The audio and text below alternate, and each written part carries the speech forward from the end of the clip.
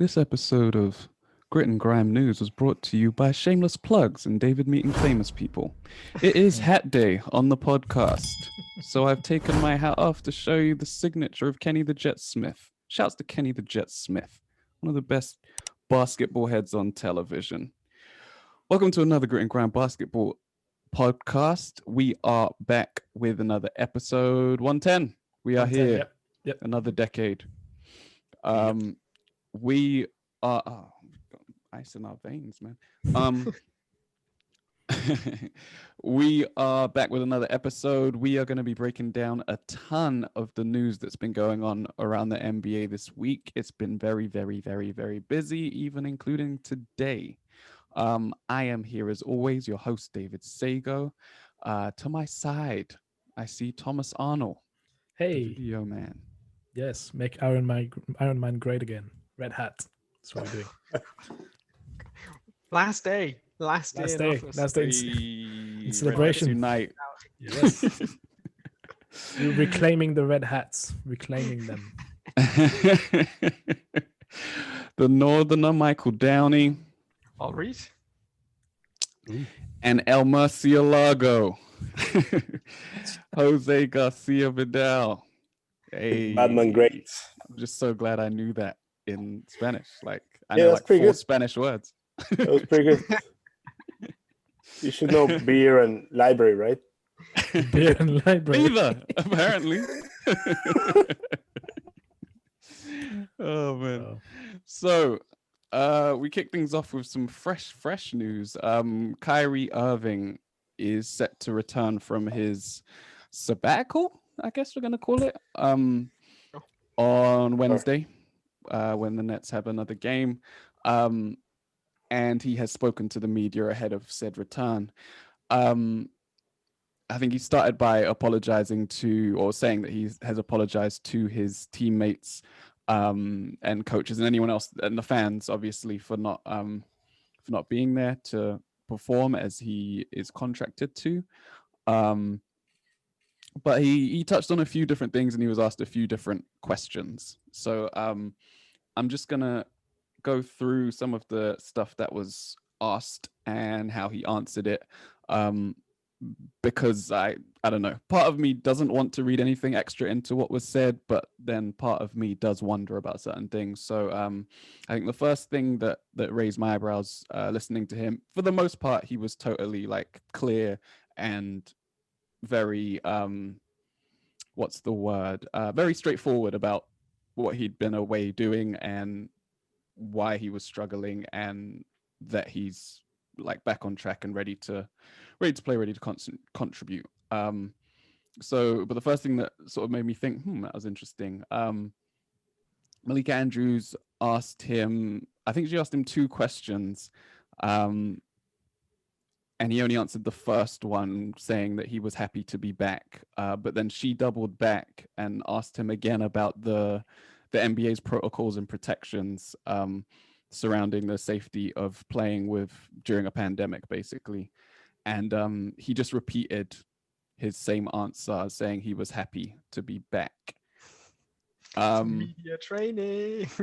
Yeah, exactly. Right. So, but you do that when you don't want to actually answer the question,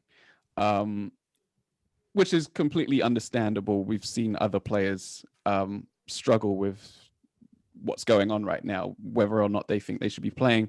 The difference is Kyrie was one of the people that that was happy to not play in the bubble at all.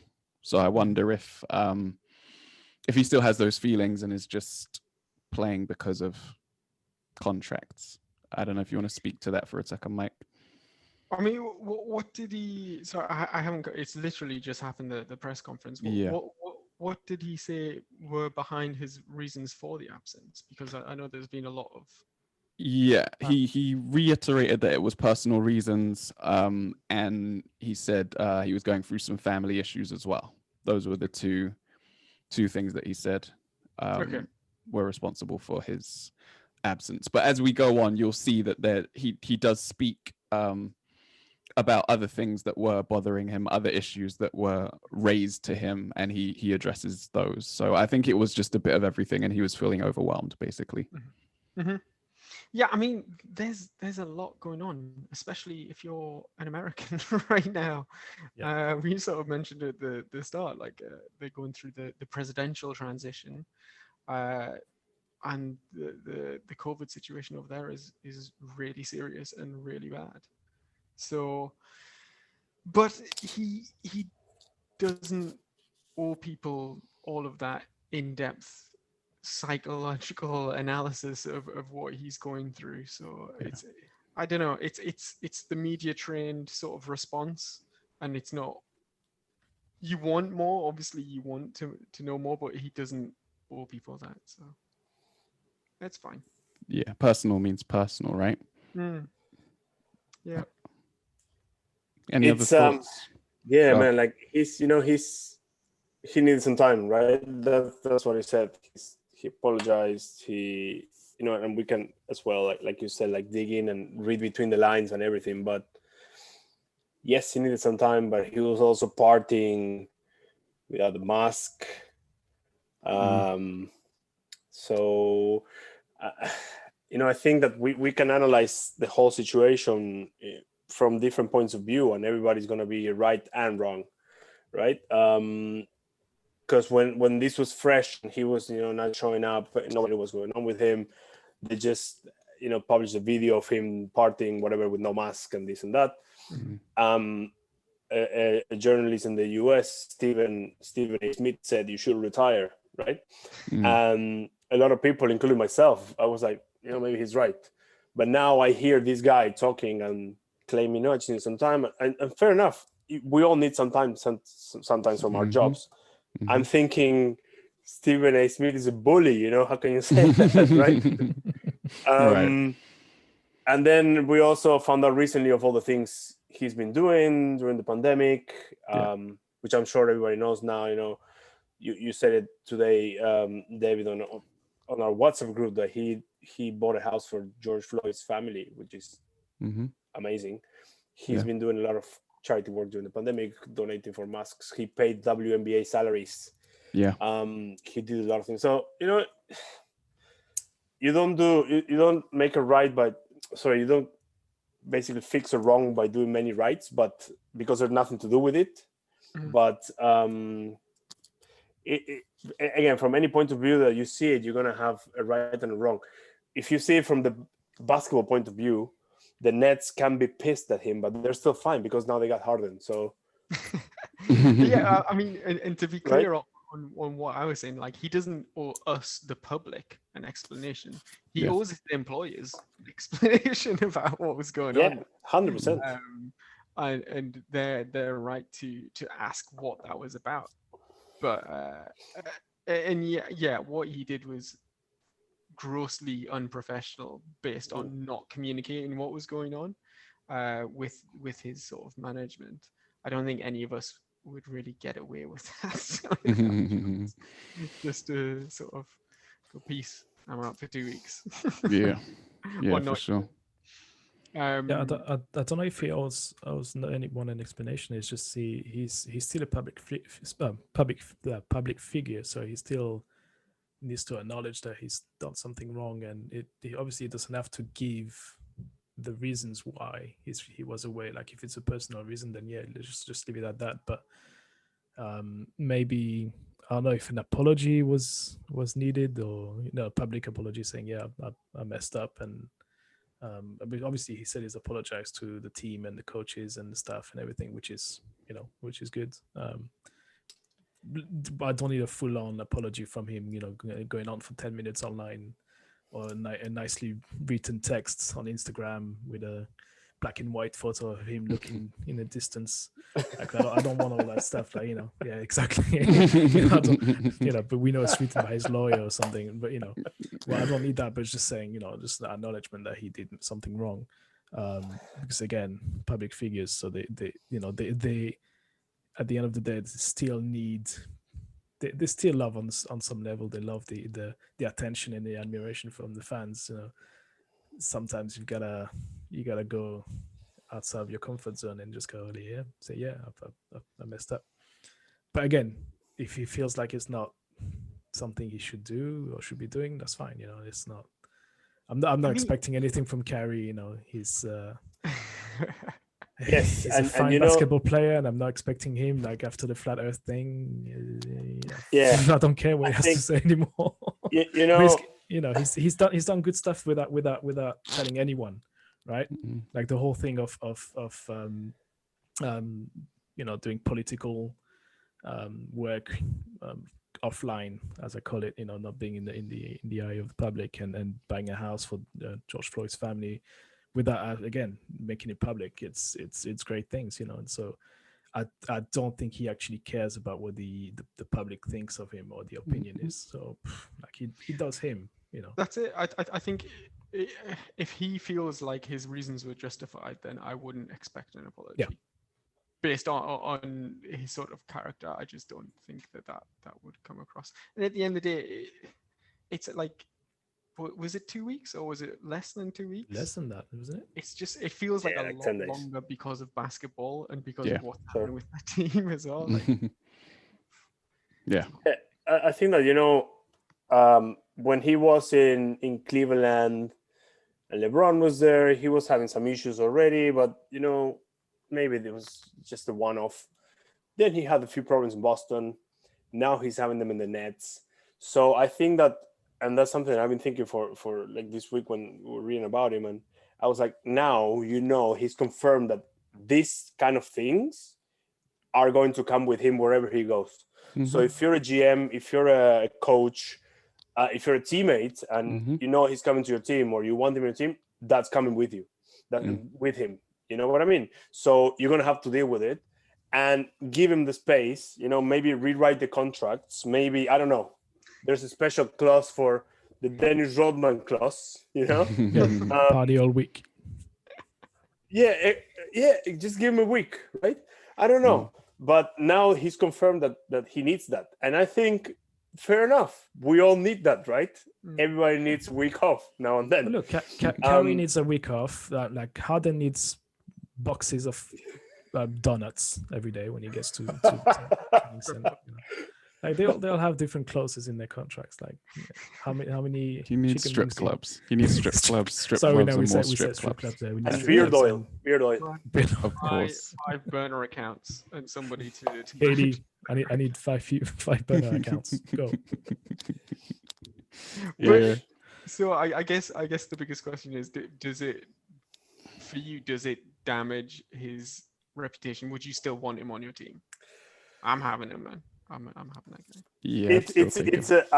Are you willing to give him a 2 week sabbatical every now and then, a week sabbatical? That's his performance or his potential on the court is that valuable for you? Rather than losing him for a week and maybe affecting chemistry, affecting morale, affecting many things in the team.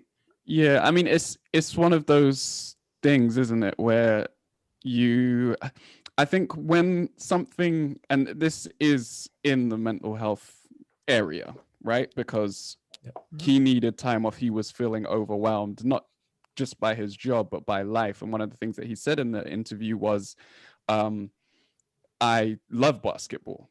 Right. So I think that was just after he was asked if he was going to retire or whatever. He was like, I love basketball and I love playing this game, but there's so much other stuff that comes with it. Right. He says he started out as a fan, and he says that he's been engaged with the Nets. Like he considers the Nets his hometown team. As someone who grew up in Jersey. He was born in New Jersey, sorry. He was born in Australia, but grew up in New Jersey. And so he does care. Like he cares about the organization a bit differently to how he cared about the Cavs and how he cared about the Celtics. But like you said, Jose, this is about him. And he was feeling overwhelmed with everything that's going on. Presidential elections, the Jacob Blake verdict actually came out just before he went on this sabbatical. And I think with with all of the stuff that he's been doing politically behind the scenes that he was very, very active with while the players were playing in the bubble. I think when stuff like that happens, when you're part of a campaign or when you're part of a movement like that or an organization who is trying to affect change and trying to help people, when a verdict like that comes out, it's a shot in the heart, right? It can break your heart because you feel like all of this progress is being made and you're pushing and you're pushing and you're pushing. And there are people that have been pushing for decades. But when you feel like you're pushing that boulder up the hill and then you hear a verdict like that, it can shatter your very like belief and faith in humanity, your belief and faith in what's right, in happiness, in everything. And you then combine that with a job where you have to go out and perform physically, right? And it can be difficult. It can be very difficult to balance these things. And I think that's what he spoke about a fair amount in the interview, about balance, about finding a balance. And I think that's what he needed to go away for. As far as the partying with the mask off, he shouldn't have done it. They shouldn't have let the videos get out as well. But I think at the end of the day, if he knew he wasn't going to be back within a period of quarantine afterwards anyway, it really didn't make a difference. Yeah, he shouldn't be doing it. Like, nobody should be He shouldn't. doing it. It's like there shouldn't be a party, but that's a by the by, I guess. Yeah, I mean, I'm assuming it was legal, right? Because state laws are state laws. Yeah. So yeah. But yeah, I mean, assuming he wasn't breaking any actual laws or rules, like it just is what it is. It's one of those things where, sure, me or you might not do it, but he's not me or you. Yeah, and yeah, I just think he should be given the benefit of the doubt in terms of going away, coming back, apologizing, and then we should just let him get on with it. Like, let's hope he plays well or plays badly if you're against the Nets, and let's judge him for what he does on the court. Absolutely. So he was asked about the George Floyd stuff. He did say that it was a team effort. That was the first thing he said. It was a team effort, and he was just doing his part to help serve the community and the disadvantaged people that he is always trying to help, basically. So he wasn't, he was happy about it, but he wasn't trying to take like sole credit for it or anything like that. He wasn't, there was no arrogance to it. There was no selfishness to it in any way, which was cool. And then Christian Winfield, this might be me just nitpicking. Christian Winfield from the New York Daily News asked him about if he was mentally, physically, and emotionally okay.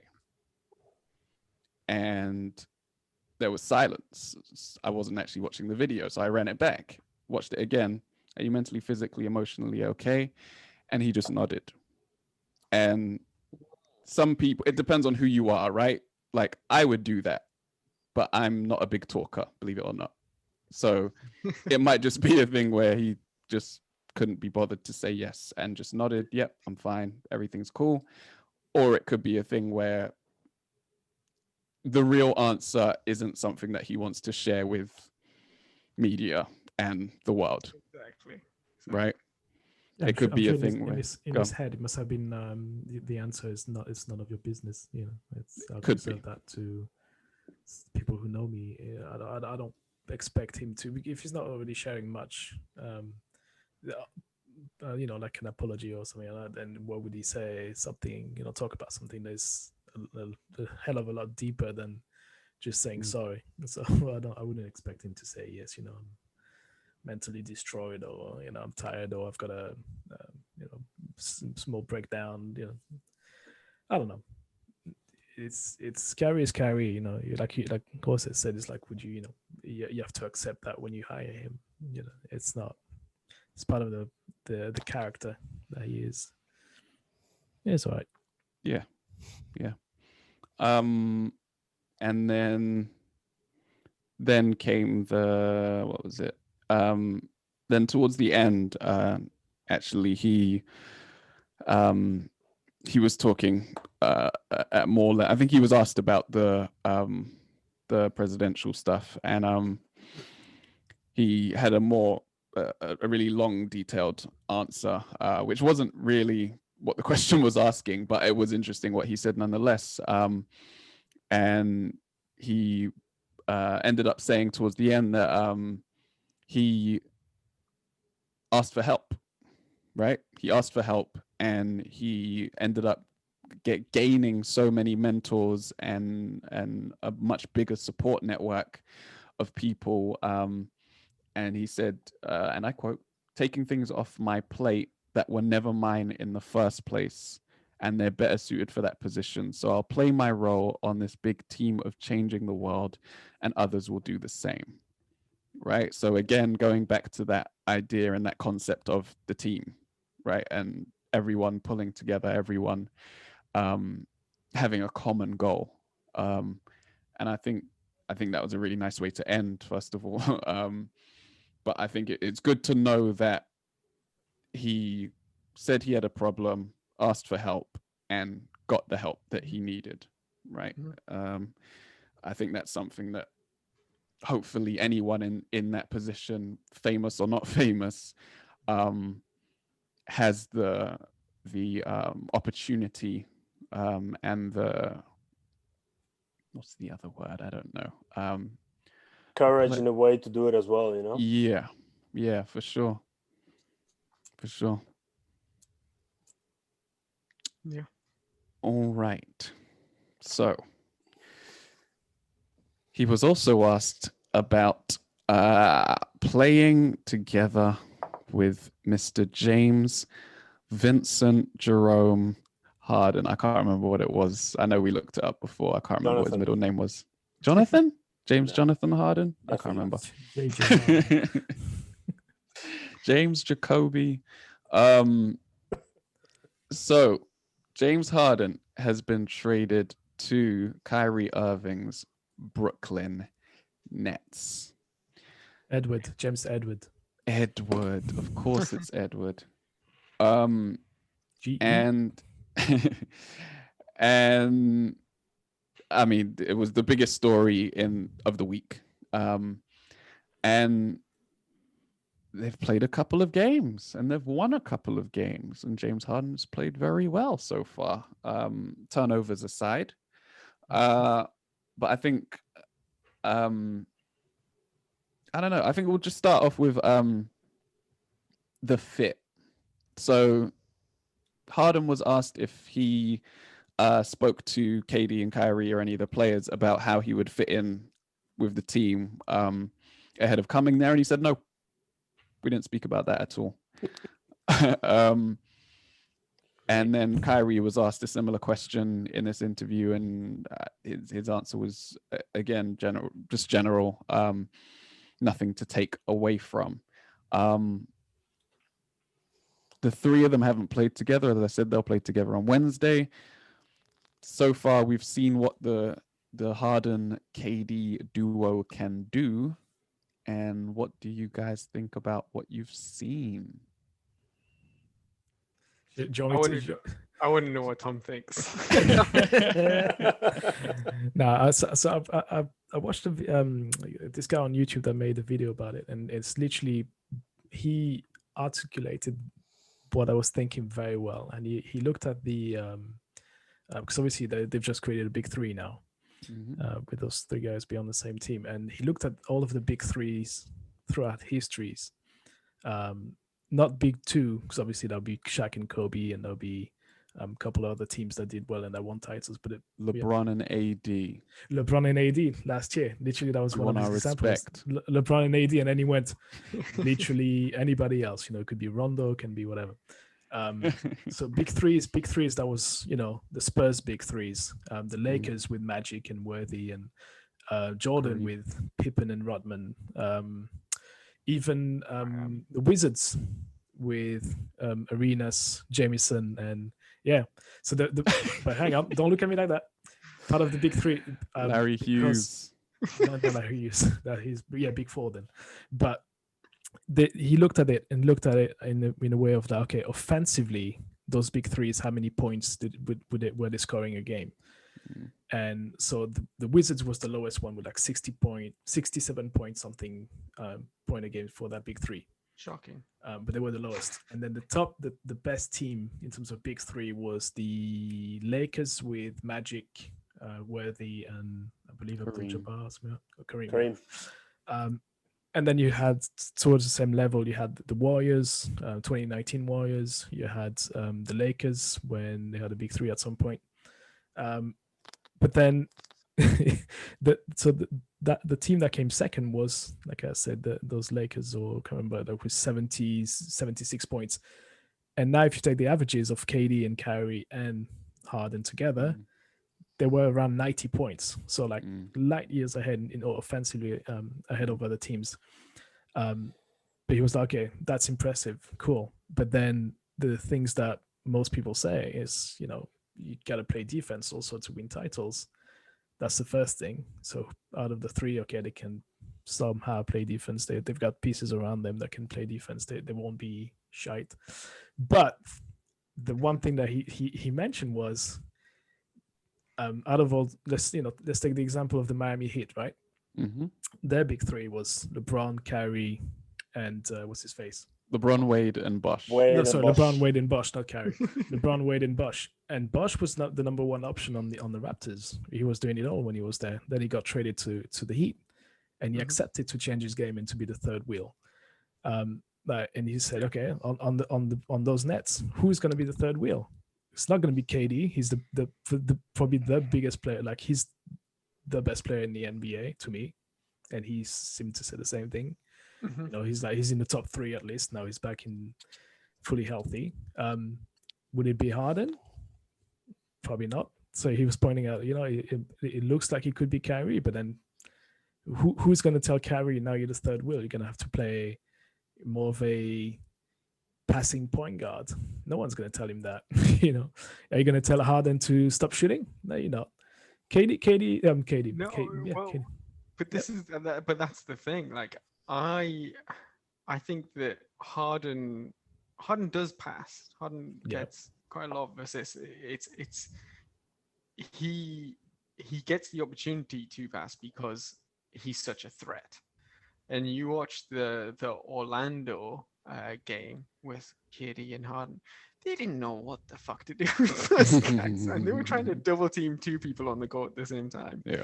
And when you throw Kyrie in there, it's gonna be interesting. I know what you're saying. Like, you can't have three guys all with the ball all at the same time. You're gonna have to get them open.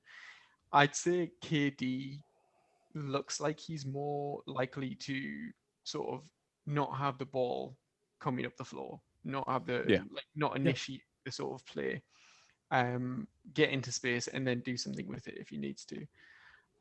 He's also an incredible defender when he wants to be and when that's his role to be. So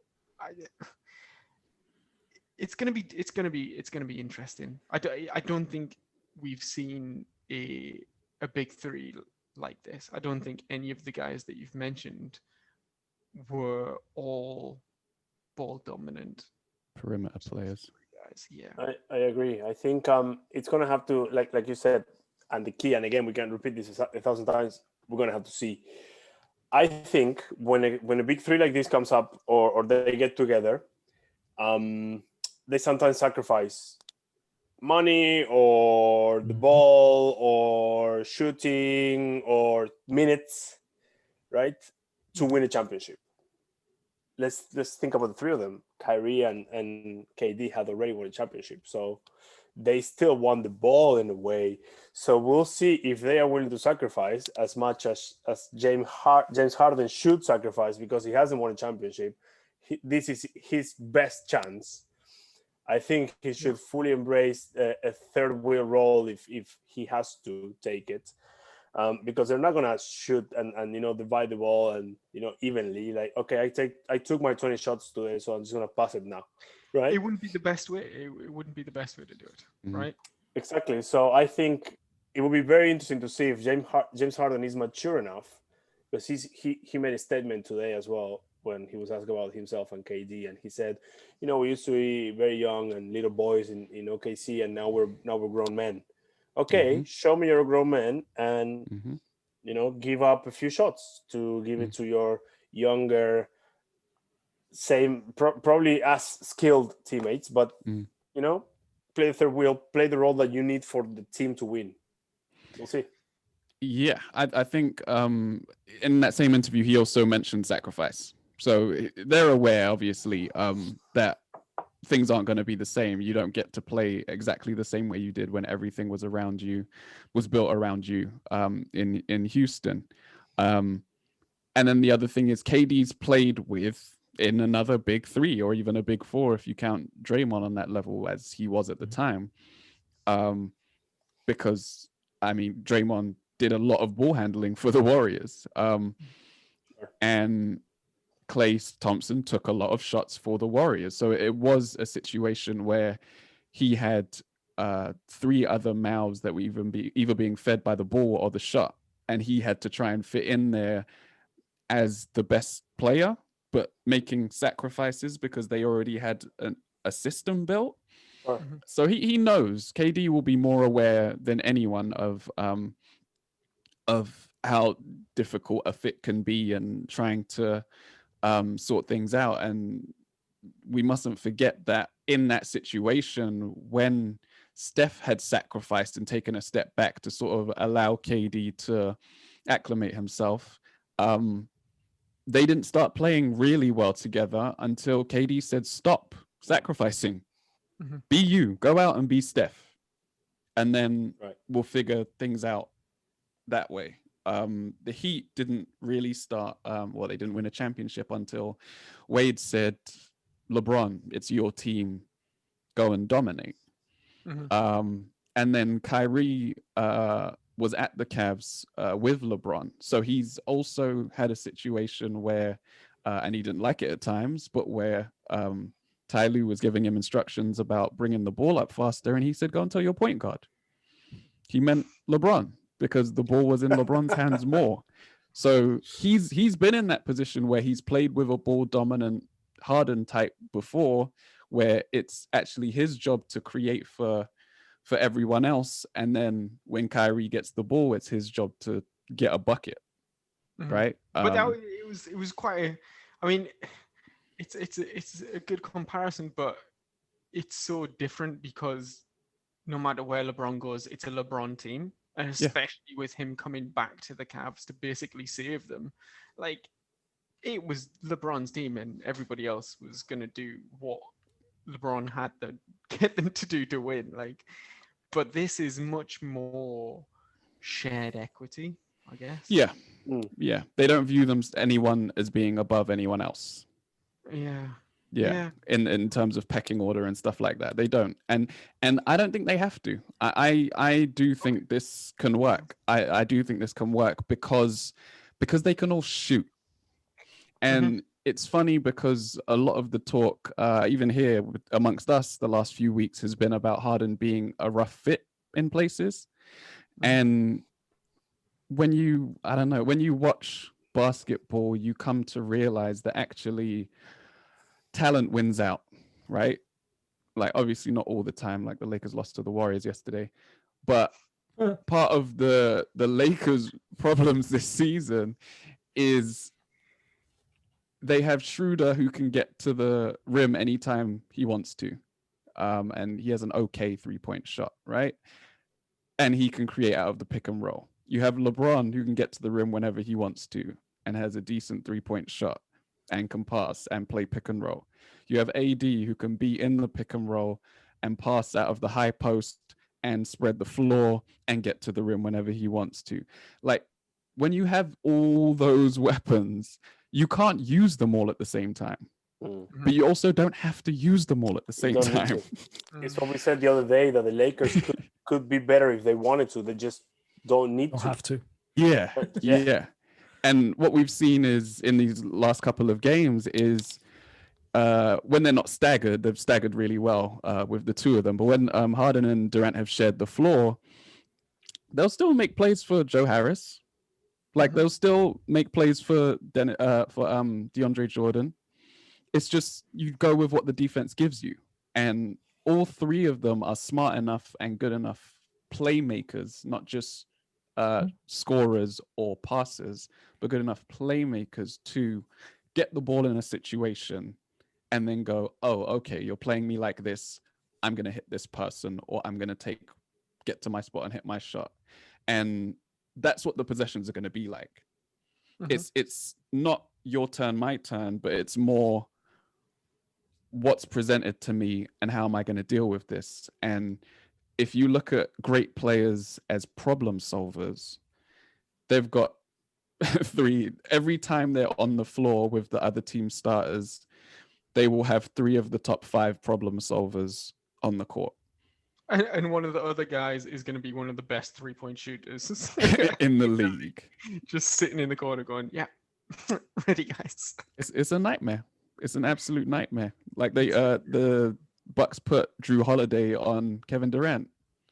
It's like, okay, Kevin Durant, go and stand over there. James Harden's about to destroy the whole rest of your team. Yeah. Right? You go and put Patrick Beverley on Kyrie. Okay, Kyrie, go and stand over there. Watch this Harden Durant pick and roll destroy the rest of your team. So all that said, man, so who are they trading Kyrie for now? Because we need a big man to protect the rim, right? So yeah, you do. That's what DeAndre Jordan's for. Cleveland's got like 5 centers. They can spare. They have McGee. At least 4 centers, yeah. Yeah, I don't think McGee's long for there. But before we move on from the Nets, where do you put them now in terms of contenders? Up there with the Knicks. Like top 3 in the East with the Knicks. I think that without Kyrie, they would already be top 2 in the East. With Kyrie, they're going to beat Milwaukee. Okay. With or without, I think they'll beat Milwaukee. I think Milwaukee is not that good this season. They're weak. They look easily. They know something's broken with them mentally. Not, I can't. I've seen them play like 3 or 4 games in the last couple of weeks, and it's just horrible to watch. I don't know. Yeah, they got saved a couple of times by Middleton and bad coaching. It's like, fuck, it's horrible. There's something, I don't know. It's not something that doesn't feel right about them. So carry on or carry, I think the Nets will be top, and then the Knicks second, and then the Bucks third. Something like that. We'll see.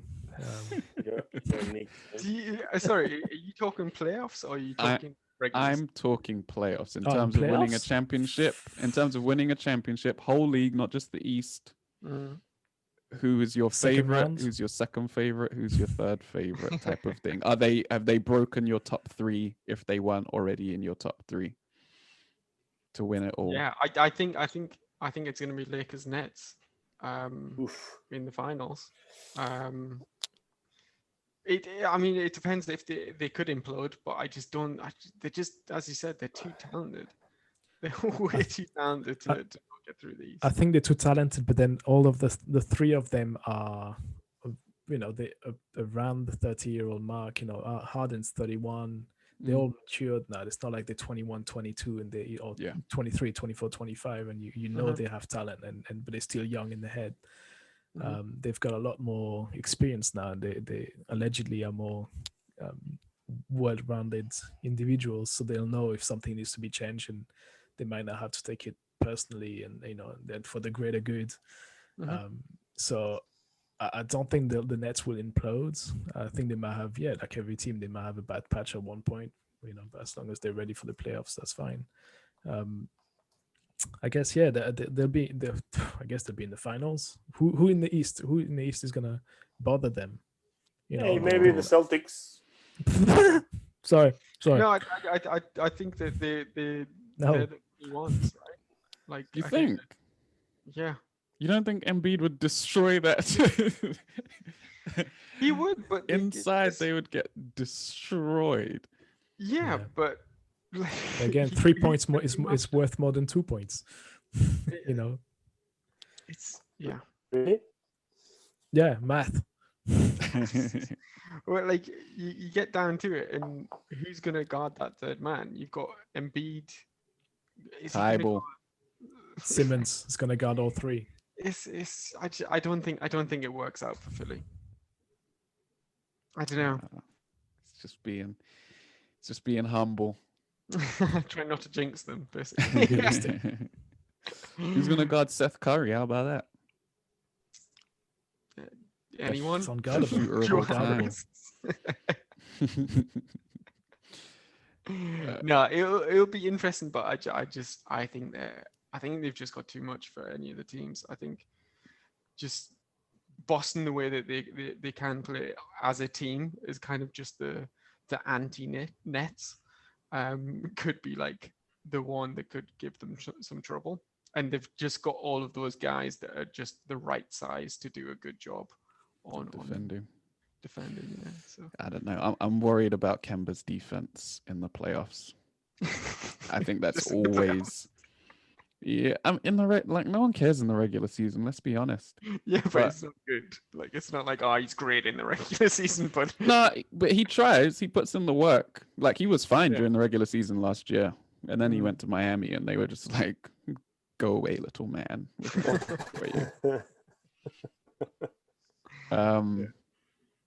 All right, so we all have them now as finalists. Contender, yeah, finalists. Yeah. Mm-hmm. Ooh. Can't wait. Ooh. Against the Spurs in finals, yes. Hard to pick the finals, right? Comes down to matchups and it comes down to COVID. Yep. Yeah. It's gonna be the main contender. All right. So that brings us to the trade. The trade.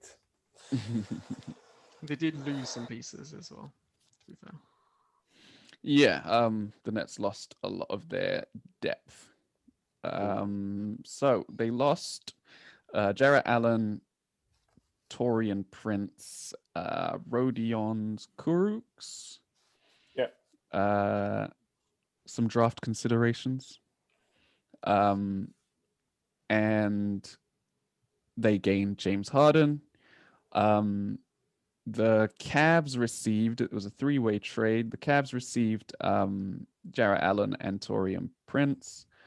And they also received Dante Exum. Sorry, the Rockets received Dante Exum from the Cavs, as well as Victor Oladipo, draft considerations from the Nets. I believe it's 4 picks. Yeah. And then in a separate trade, Caris LeVert went to the Pacers for Caris LeVert went to the Pacers. And the Rockets received draft considerations for that. And Oladipo. And Oladipo. Yes, Victor Oladipo. Small detail. Tiny. Yeah, so that's how things shook out. I don't know. I just find the whole thing interesting. I guess they got the picks that they wanted. They didn't get the young players that they wanted.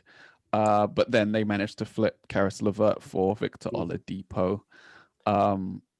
As I always make sure I remind people on this podcast and anywhere I can talk to them, the Rockets are owned by Tillman Fertitta.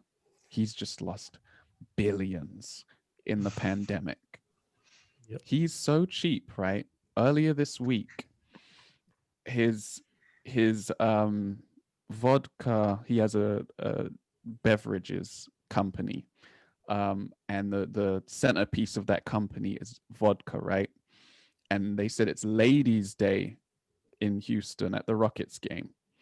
So you could get, I think it was like 50% off any drink you want, except for the vodka that was on the promotion. Wow. Any drink you want, except for my stuff, discounted. This is the kind of guy we're working with, guys. So, so when they flip Caris LeVert for Victor Oladipo, it's important to look at the contracts and note that Victor Oladipo is out of contract at the end of the season. So if they want to save some cap space and therefore save some money in terms of taxes, they don't have to re-sign him. It's a fire sale at Houston. Yep. Yeah. I mean, Oladipo also said that he wants out, didn't he? Yeah, he wasn't happy in he the wants Pacers. to go to Miami, but he doesn't want to play for Houston either. Yes. So he wants to go to Miami. He said that. Anyway, he still scored 32 last night. So, I mean, he's such a good player, man. If he would stay, if he would stay, he would give Houston such a boost. mean, you have starting five there, so good. We'll see.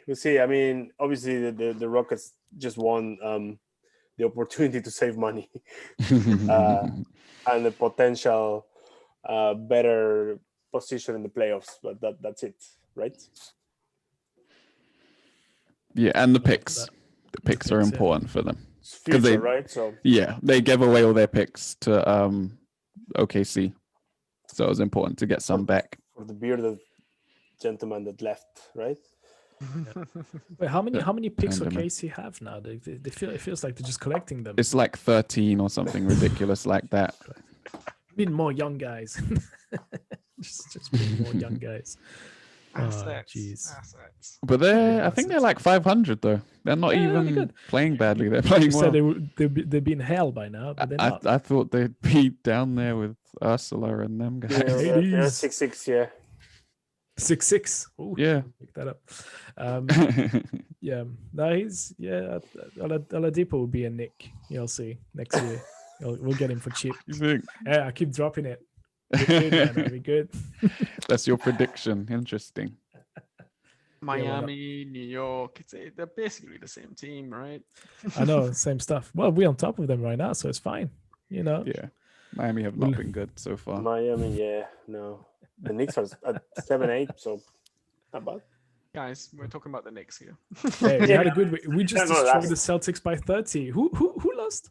It's all changed. It's all changed. The Knicks are good now. We have to talk about it. Yeah, we can do a Knicks only podcast, I think. We did last week. Yeah. Manuel Quickly's look really good though. Yeah. Yes, so that is what happened with the trades. Caris LeVert, it's been revealed in his physical that he had a mass on his kidney that they need to remove. What I only heard reported in one place was that because of that, the Pacers actually got a little bit extra. I don't know if it was cash considerations or if it was draft considerations, but yeah, there was something given a little bit extra to sweeten the deal because neither team knew about that at the time of the trade. Some of that Tillman vodka, right? Full price. Full price of vodka. You get the one that's about to expire, though. Yeah. Oh yeah, this must go. So the Pacers get LeVert, who can't do what Oladipo can do for them on defense, but it gives them another creator off the dribble. His shooting spotty, but the Pacers have been good and they looked good. I mean, it's not bad considering Oladipo was sort of hinting that he wasn't going to resign and was over at the end of the year. It's a pretty good return, to be honest. Yeah, he's solid. LeVert, what does he average? Like over 18 per game. He's going to be out for about 6 to 8 weeks, I think, from the surgery. But he's good. Yeah, good future. So definitely. You know what's interesting though. The more I look at the trades and the teams involved and the players involved, it's like usually there's a clear winner and a clear loser in a trade. That trade, I think everyone's got what they wanted. Really, there's not really a team that's. Yeah, but the Rockets suck now. No, but Jared Allen. But then again, they suck. Yeah, they suck because of the whole Harden stuff. Like it wasn't. That's information that was already digested by everyone for a while now. It's like we know they're gonna suck. We know, they've got some good players in there, but John Wall's coming back from not having played a single game for 2 more than that years. Cousins doing Cousins stuff, I love Cousins, but like he's a madman. Yeah. But it's actually, you know what, the Rockets they actually look sexy on paper. And I like what they're trying to do. Again, I keep repeating the same thing, but it feels like when I play 2K, it's like picking up players with big names that have not necessarily done anything and just like see how it gets, where it gets us. I don't know. I don't see anyone. Maybe not even the Cavs have done well. They've got like now 25 centers, but again, they've got nothing to play for, right? You know who didn't get what he wanted? Jared Allen, man. Like he got fucked over. He has to play point guard now.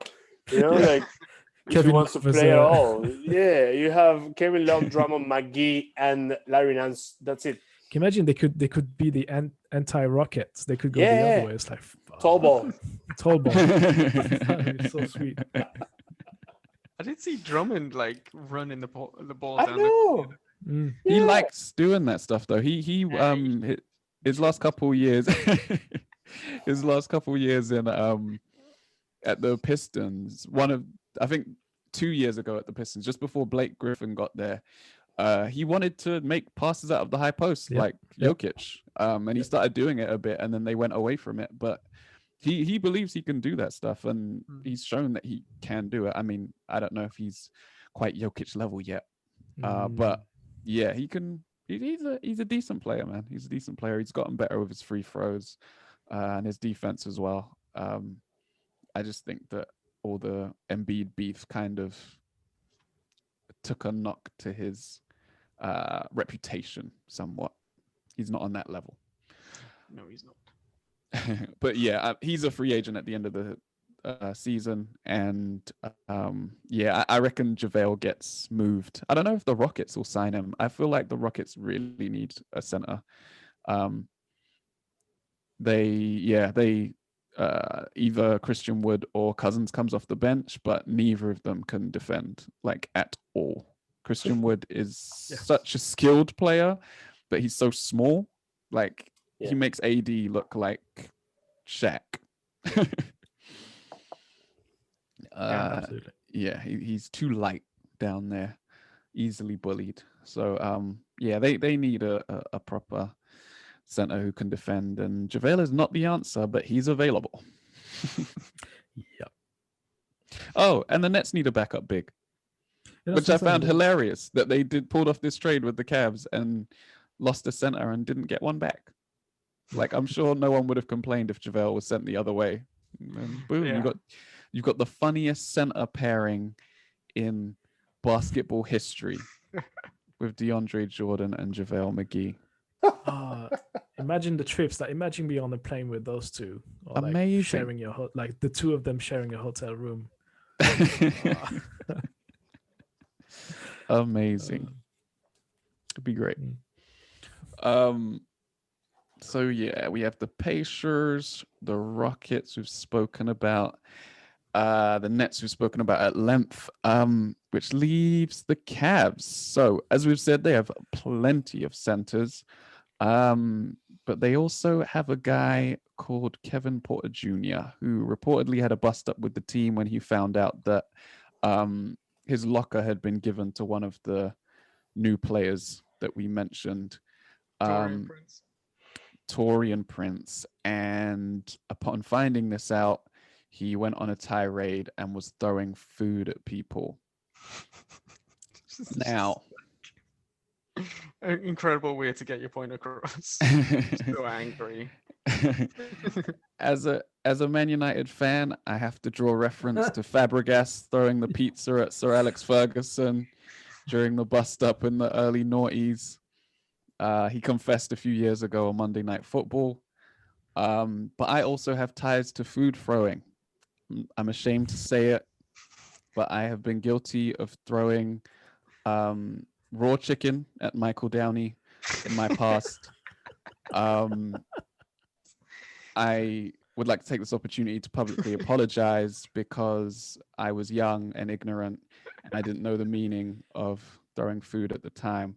Not only that, raw food, raw chicken, man. Cook it first. It was in plastic. It was in plastic, but you know. Oh, it was plastic. Okay. Not that bad, then. That's fair enough. I wouldn't waste it. Do you think I'm a monster?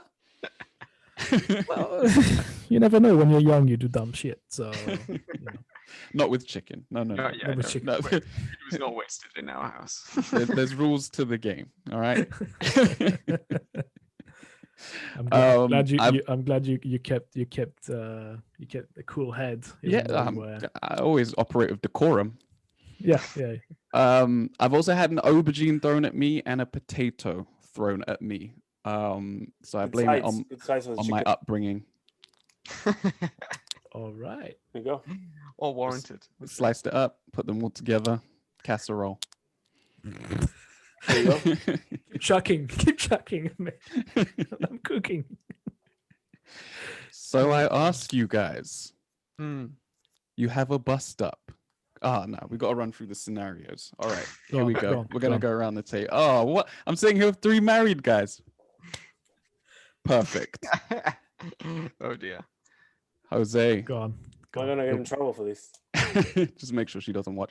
Jose, your birthday is 2 days before Valentine's Day. Yes. The 12th comes. Yep. Right. You don't get a hug. You don't get oh yeah, it's your birthday. You don't get anything. Nothing happens. The 13th comes. Babe, what are we doing for Valentine's Day? You've made your plans. You know exactly what we're doing, but you also know what she did or what she didn't do. Valentine's Day comes. You've made an elaborate dinner. And there's still no mention of your birthday. Which of the food items on the table gets thrown against the wall in anger? What's it going to be? I think when if you're going to throw food, you have to make a statement and like make a proper mess, you know, without breaking anything. Absolutely. So mashed potato, boom, at the wall, at the window, so people can see. And it's easier to clean. It's easier to clean after that. Yeah. So nice. if you're gonna make a scene, make a proper scene, right? Like get the neighbors involved. Yeah, might as well. Why not? Yeah. I mean, an apple would go unnoticed, right? So yeah, you got to throw something messy. Apple pie, right? That would work. There you go. Yeah. So, it has to be something messy. If you're gonna do it right. Seething all the way through dinner to wait for that dessert to throw against the wall. Where's my present? Not even a handshake. handshake. A good choice if you're doing that. Pizza is a good choice. Let's respect the youth in their choice. So it just has to. There's a chance that it might hit the person or the wall on the side of the dough. So just gonna, splat. Splash. Yeah. It's so like a slap. Foot slap. Mash can't go wrong. There you go. Boom. Splat. Thomas. Go on. Is it the same? Are we going with the same? Scenario. No. It's a new scenario. I'm coming up with these on the spot, man. Okay. I'm real creative. Go for it. It's Bastille Day. Hey. That's the day before my birthday. Oh, perfect.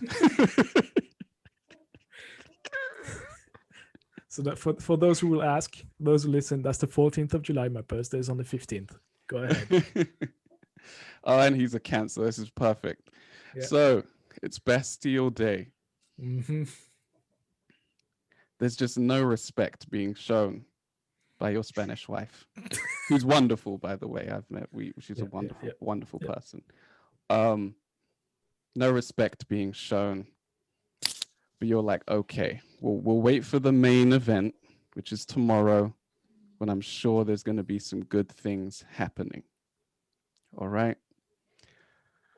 So that evening, Bastille Day still, by the way, that evening, you ask what she's planned for your birthday the next day. And she says, oh, I had actually planned to take the kids to see a friend, play date. And I'm not going to be here. Yeah.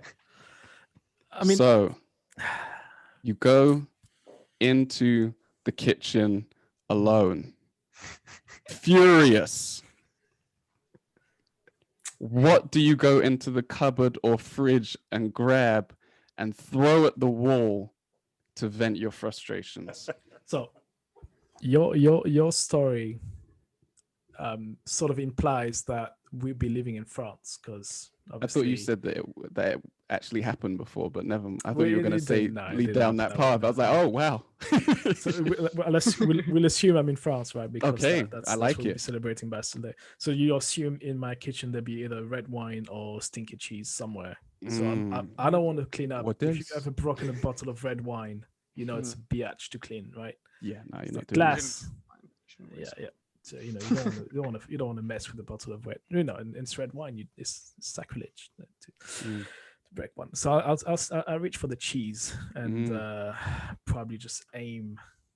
I don't know who I'd be aiming at, but just chuck it on the floor just to make a point. Just pick a child. Pick one of the two. Like, which one's getting it? It's fine. It's gonna be a traumatic experience, That's it's gonna be a nice runny camembert. Just grab that. Oh, so I was gonna ask again, cheese of choice, but garlic. You don't want to hit the window with that, because you'll shatter the window. So I'll probably aim for a door somewhere.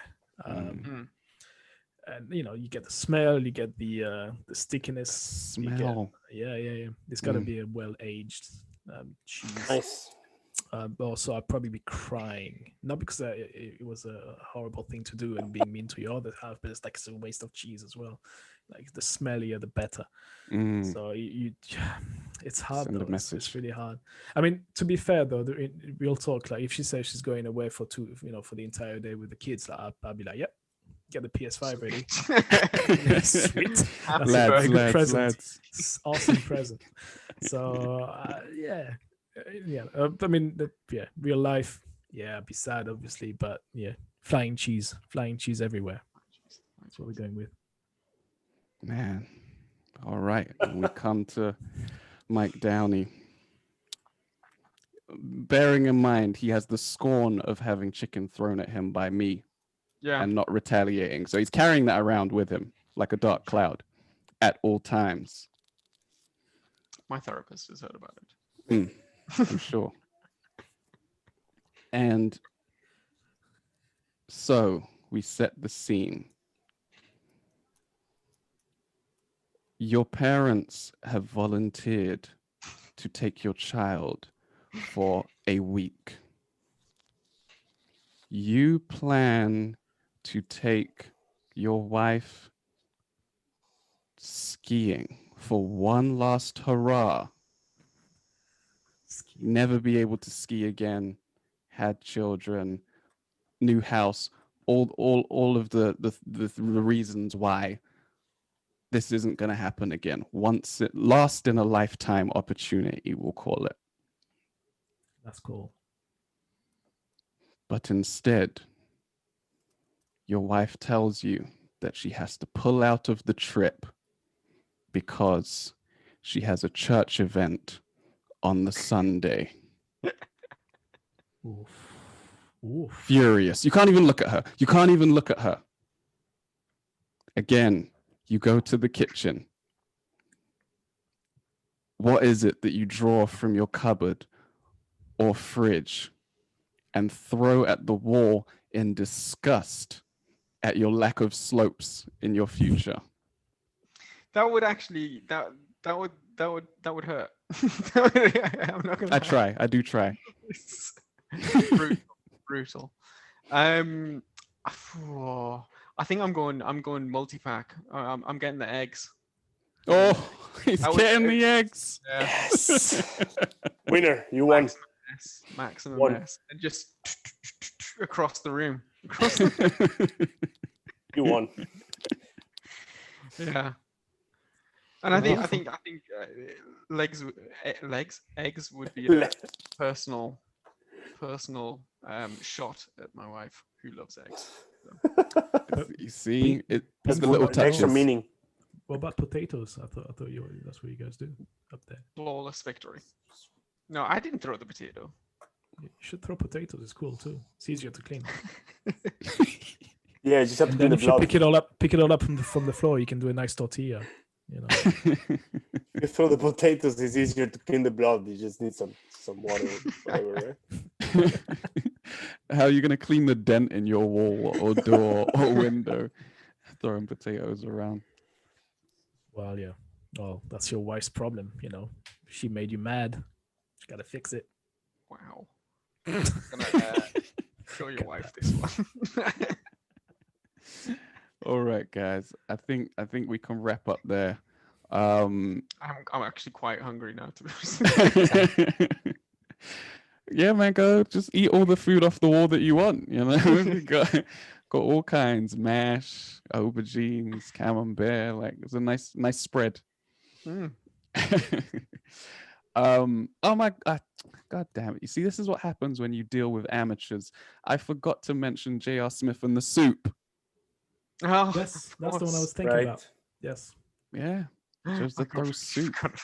He I still chose have soup. so many That's questions. wild. So many questions about that one. Like, was it a cup of soup? Was it like a whole pot of soup that was there? What kind of soup was it, though? 'Cause What if type of soup creamy was it? creamy pea, for example. Was it tomato soup? Yes. Yeah. Chicken soup? Was it spicy? You know. So many Was it questions. cold? Could be cold soup. Reckless. He's a reckless man. I bet it was cold because he didn't heat it up properly because he doesn't really know how to work with time and stuff. You know? Yeah. It's possible. Yeah. It's You very thought it was possible. done.